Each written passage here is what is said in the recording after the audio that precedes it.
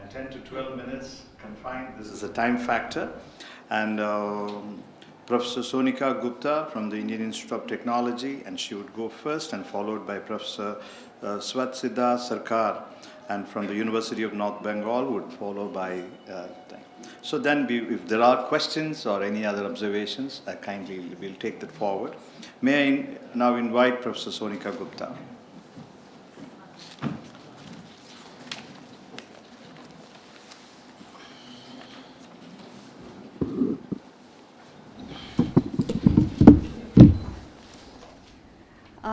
Good evening, everyone. I know everybody's had a very long day, and too many things to say at this point in time might not go down well with a very tired audience. I want to thank TPI to invite me to this event, which I have found extremely, extremely enriching for my own research and my own understanding of Tibet. And it's very good to be amongst old friends and make new ones. We've spoken a lot about why we should do research on Tibet. And when I asked the organizers of the conference, what should I speak on, they said, share your research. But I'm not quite sure that would be very useful at this, especially at this stage of this conference. So I thought, let me speak about something that might have relevance to all of us here. So we've spoken a lot about why Tibet matters, but let's focus on how to study Tibet. And especially because this is a initiative at which Indian scholars, young Indian scholars are here, let's focus on how to study Tibet in India, right? So I'm going to start here with reading out something by Professor Sering Shakya, who is obviously the foremost Tibetan historian today. And before we start to think about how to study Tibet, we must reflect on what do we understand by when we say Tibet, right? So he wrote an article in Himal in 1993, which was titled "Whither the Sampa Eaters," right? And he said, in this article, he said that Tibet Mirror, the newspaper that we also heard about from one of the participants yesterday, Tibet Mirror, in 1959, at the height of the Tibetan resistance, wrote a letter which the editor had addressed to the Sampa eaters. So, Sering Shakya, he says, he drilled it down. The editor of the Tibet Mirror, Tarshan Babu, drilled it down to some of the commonalities that all Tibetic and Tibetan-speaking people have. And he said the term, now I'm reading from the article in Himal, the term Tibetan, as used by Western academics, may be employed to denote populations which have a common history and tradition and share worldviews and myths about their origins. Although there is obviously diversity from region to region, and there's a strong family resemblance in language, style, and culture, there is no indigenous term which encompasses the population denoted by the Western usage. And I think this is very important to keep in mind because repeatedly, especially in papers that come from social sciences, we tend to use labels as they have been settled in practice without sometimes critically looking at what that practice was, right? So when we are using, especially in political terms, Tibet, we have to be conscious of the fact that what is it that we are referring to Tibet. When we are looking at categories of what is known as ethnographic Tibet, we must know why this category exists. Why does the political Tibet category exist? When we are talking about Tibetans do this or Tibetans do that, we must know that, as Sering Shakya goes on further to say in this particular article, that it will be difficult for anybody to do research on Tibet to find a term where everybody identifies with in terms of their own identity. For example, he says, even the term Bodpa, people would have different connotations of geographical origins of that community. So you have to be careful about when you're saying Tibetans or Tibet. Now, this is a much more macro perspective to how we study Tibet. How do we study Tibet as Indians or people who are located in India, right? So there is academic scholarship on Tibet today exists. If you can very broadly, like a quick and dirty categorization, if you can make, there is the Western discourse, there is a Chinese discourse, there's a Tibetan discourse, and there is somewhat of an Indian discourse, right? They are not, each of these discourses, they are not monolithic. Each one of them has subcategories, each one of them has dissensions within, but each of these has its own political context, a political specificity from where it comes. And that decides the priorities of its knowledge production, right? And therefore, in the Western discourse, what they are concerned with is informed by the area studies approach, the religious studies approach. And whereas in the Tibetan, Chinese, and Indian scholarship, I would say, is more has a very intrinsic relationship with state-oriented inquiry of Tibet. So therefore, academic scholarship on Tibet from China is dominantly informed by historical questions of Tibet's relationship with China. And I think Japneet's work, we saw an example of that, in that. And also the current work is Tibet's economic conditions pre and post 1950s, along with studies of Buddhism as well. In India, if you look at, if we can call it the Indian discourse on Tibet, the contemporary discourse I'm talking about, there are two trajectories along which this is the scholarship, Indian scholarship on Tibet is. One is studies of Buddhism. This is a fairly well-grounded scholarship of very much longer historical vintage, and this conference is not largely concerned with that. So I'll set it aside by just saying there are institutions of higher learning that are involved in this in a deep way, like the Institute of Higher Studies in Sarnath, or here at Sarah, or the Namgyal Institute, and that has specificities of its own and has a political context of its own. The other trajectory of scholarship on Tibet in India is till now, till very recently, dominated by geopolitics. And in this sense, this is also fairly recent. It's a very recent vintage, and this is very state-oriented. And for this, this scholarship is primarily focused on the unsettled border, or it goes, and its historical context tends to usually not go beyond 1914, when the McMahon Line was drawn. There's a lot of focus on when the McMahon Line was drawn, what it meant for the region, the Great Game, and all of that. I mean, at the most, they'll talk about the Young Husband expedition, or some of the treaties that happened between Tibet and Sikkim. But there is long historical memories, not a characteristic of this scholarship. And I think we've seen some examples of that in this particular conference as well. Then there is a lot of work on 1962 war and its aftermath, right? So 1962 comes as some kind of, it comes as a milestone in this scholarship on Tibet. And then the two things which we begin to see, and we are currently also seeing, is this discourse of Tibet as a buffer state and the Tibet card, right? So the short and the long-term impacts of India's security concerns with regard to the border. So this is what this is dominated by. Now, because there isn't much focus on historical exploration beyond McMahon Line, or maybe 50 years before that, what happens is, as a result of this, and I think Sevang is the best person here to point this out, that there are very ahistorical assumptions being made, especially about territory and the nature of the political state in the Himalayas. What was the nature of the political state in the Himalayas before we looked at all of these treaties that were being concluded by the British with the other actors in the region, and the Tibetan plateau as well.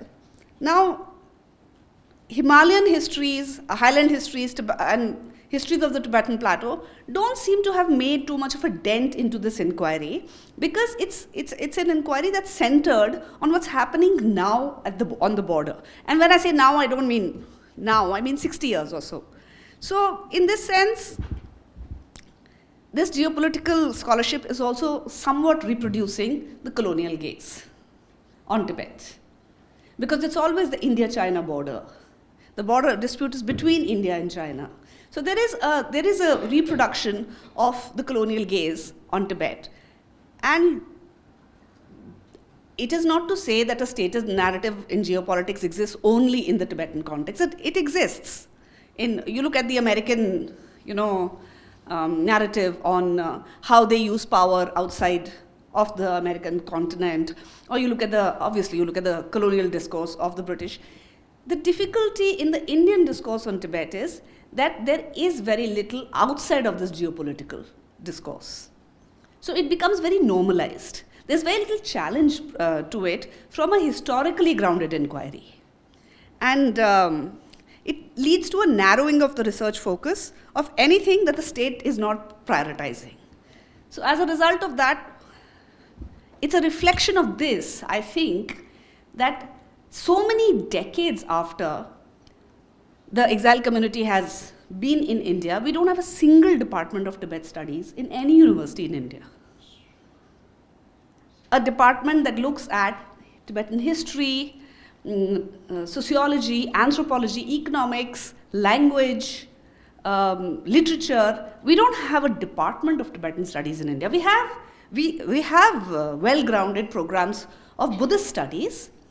We have some programs of Tibetan studies now, one being run by Swati Chawla in OP Jindal. I think there is one in Kerala by a university. I offer one course on Tibetans in India, or contemporary Tibet. I offer a course on contemporary Tibet. But it is something to ponder about, that with the existence of the exiled community, His Holiness, as well as a very well-grounded and well-funded rehabilitation program of the Indian government in India, existence of the CTA in India, why is it that we don't have, after so many decades, even a single university program of Tibetan studies? So I think this is a reflection of the fact that the Indian scholarship on Tibet has prioritized the state's interest. The state's interest is the border. It's not a historically grounded exploration of Tibet. So, and of course, this is not particular to Tibet. This is the same situation with China as well. Chinese studies in India also. In Chinese studies in India, though we have departments of Chinese studies, it's also an equally amount of distress, I would say, because a lot of it is just geopolitics. And geopolitics has a very important role to play, but it has to be more historically grounded. And maybe, I think, what might be more optimistic for the future is then studies of Tibet coming from programs of Himalayan studies, departments of Himalayan studies. And Swatahsiddha might have something more to say on this, but I also believe borderland studies, definitely so. And I think there is some work being done now in the past 7 to 8 years in this direction. And this conference is an example of it, of course. That I think this conference has played a very important role in bringing together researchers from all over India and letting them know that there is a context in which they are working. So it's not just the 2 literary texts you're looking at. It's not just the one conflict you're looking at. It's not just one geographical site you're looking at. But there is a longer history to all of this. There are connections between everything that you are studying. So somebody who's working on film, their work will get enriched by somebody who's working on histories of Darjeeling. So this is something I think one must invest in, and not just for the CTA or for the government. I think generally as researchers we must be very nurturing of this process. And since most of us are engaged in research on Tibet in some manner or the other, I think there's few things we should all pay attention to together. This I've said again, but I think this bears repeating. A strong historical grounding in Tibetan history. Whether your research is on literature, on identity, languages, exile conditions, geopolitics, familiarity with Tibetan history will get a solid grounding to your work. And the second thing is positionality. I think in some of the Q&As we've spoken about this. So we should all collectively, as a group, be aware of the positionality of people, us and others who do research on Tibet, as either Tibetans or Tibetic-speaking people, or as empathetic outsiders, as Indian citizens, and of course, finally, as researchers, right? Because there is a lot of research focus on the Tibetan community in India. That, of course, we all have to recognize. And this we have to keep at the forefront, I think, of our work. Finally, in this connection, I think it's very important to mention that within the Indian university system, we don't have an institutionalized process of delivering or monitoring research ethics. So this is something we must all train ourselves in. Especially if you are working with vulnerable communities, you have to have that at the forefront of your work. And research ethics is not just for people who do ethnographic work. It's for you, whether you're dealing with a text or you're dealing with a site, whether you're dealing with a process. This is something that I think we have to make as an integral part of the way we are doing our research. And this is essentially a process of self-reflection. So this is something I think, as Indian researchers working on Tibet, all of us must be very aware of. And finally, I think meeting so many scholars here who are engaged in such fruitful ways of looking at Tibet, I'm very hopeful that this process will eventually produce very good quality research. It's already producing very exciting lenses to look at Tibet. I'll stop here. Thank you. Given time? Thank you. We're on time. 3 minutes, but that's fine. Okay. Thank you very much, Professor Sonika Gupta. And then, as she settles down, and then, I really appreciate the timeline that you kept, and the fact that we do not have any questions to the expert speakers, not because it's a custom, but it is a kind of a good tradition. Then may I now invite Professor Swatahsiddha Sarkar, another distinguished scholar, to this panel of expert speakers. Professor Swatahsiddha Sarkar.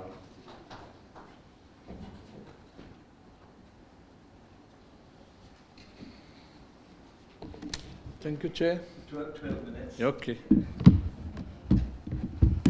Shit. So thank you, Chair, and thank you, TPI. Is it working? Yeah. And I just want to thank individually as well. Thanks to Desalji, Sewangji, Tempaji, I think he has just went out, and Miss Dhandubji.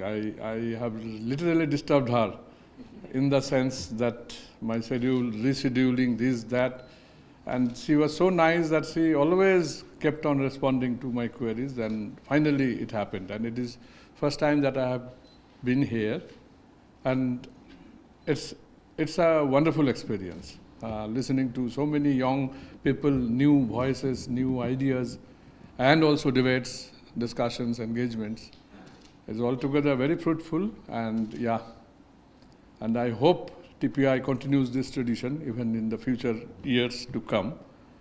And I am being asked to speak on, as Sonika ji has already referred to, on my areas, but I don't know what I am to speak on within 12 minutes, but let me try to do something.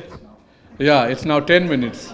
So let me try doing one thing. I have something very large, something being written on.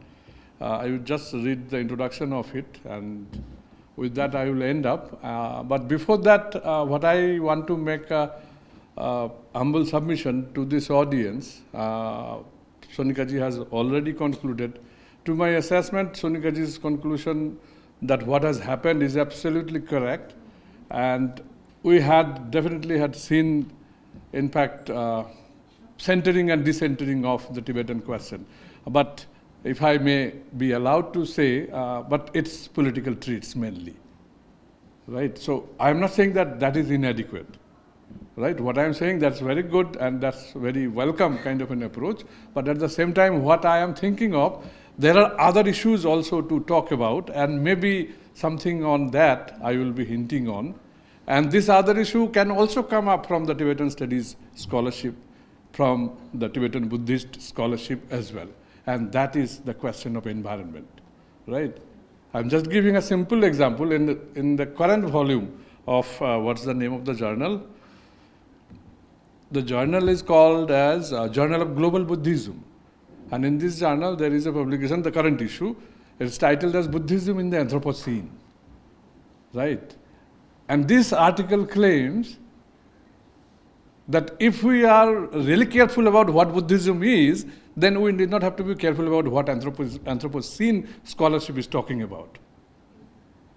Right? So big a claim, so loud a claim that's being made, and that too, only from Buddhism, only from Himalaya, only from this area. For that, you need not have to move around the whole world to talk about in a language where Anthropocene is dominating the whole scenario. Point is that we need to think in the way these issues are coming up. I am just referring to the Pema's presentation, where she could not find that anything environmental scholarship in the form of fiction that's not coming up, right? So all these things, only that paper I could see that directly referred to environment as such. And with this little note, and practically the paper that I have referred to that did talk about Patitta Samutpada and the Noble Truths. And with that, it established that in Buddhism, we have much more wider scope of talking in the language of Anthropocene. For that, you need not have to place yourself in the latest type of scholarship that is coming up from the global north, right?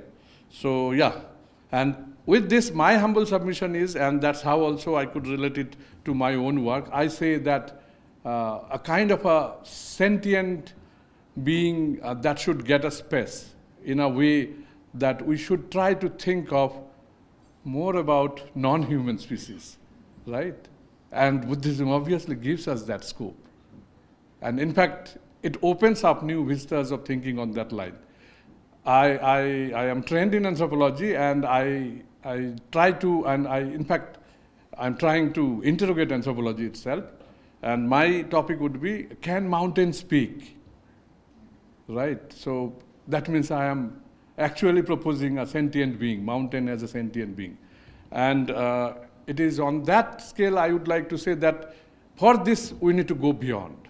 We need to go beyond anthropology's conventional preoccupation of considering human being as the be-all and end-all project. And instead, what I propose, that the idea of being human in the highland is itself such a phenomena that demands the invocation of a more than human anthropology for realizing this. As such, the very idea of mountain as a sentient being, which in conventional anthropological gaze may seem like an absurd claim, becomes realizable only when we are capable of analyzing the relationship, both intimate and fraught, that the highlanders do share with other biotic and abiotic elements of nature, drawn from the populations who live in proximity in Kanchenjunga, for example, the Lepchas, or to Gorichen, for example, the Monpas, or to the multiple others whose creation mates, for example, are deeply enmeshed in the mountains. They viscerally sense the mountains as a sentient being, a god that rewarded good or punished evil through the visible agencies of wind, storms, rains, landslips, and tremors. Fact of the matter is that the mountains do elicit symbols as chance syllables, ordering highland living with punctuated histories and unanticipated miracles, making human experience of the highland living reflective of a complex relationship between proximal and distant perceptions of nature. By drawing attention to these embodied and embedded meanings of dwelling in the highland or living with the mountain and the material semiotic qualifications of mountain to act as actants. We know about actors. It's actants which forces you to act, right? So it's in that way you could sense mountain as sentient.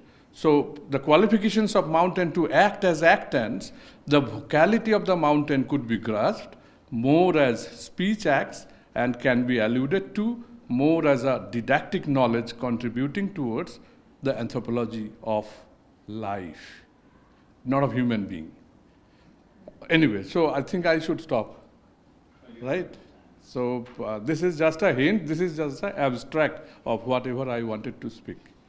So the time has come, as I have learned from Professor Ramu that he has already spoken on this, that time has come that this scholarship should get a space, and if that happens, and I must remind you that we are in a better advantageous position than the Western scholars, because Anthropocene is our story.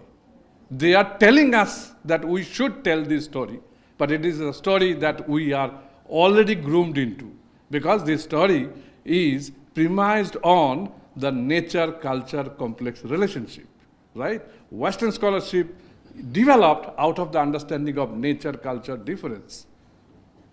So it is in that way, we are already into it. So we have a very fruitful future ahead if we go on, moving on, drawing from Buddhism and inculcating it in our scholarship, and probably then Pema might also find that there are a lot of fictions coming up where these discourses are being brought into. But anyway, thank you.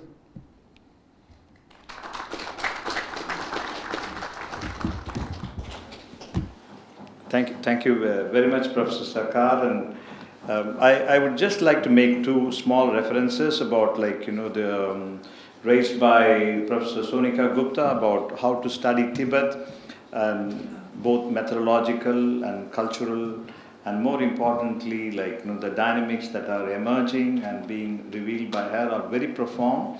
And Professor Sarkar's references to Can Mountains Speak with the sentimental, what they call sentinel beings references, is that I certainly believe that mountains do speak, will continue to speak, and that's a very strong thing. But about the time factor, I would like to say that asking two professors and teachers to speak for 10 minutes, and in fact there is a saying that writers to speak for 1 hour is a punishment, and to asking teachers to speak for 10 minutes is a challenge actually. Usually the teachers, they speak for 45 minutes and teach for 15 minutes. Therefore you should give them 1 hour.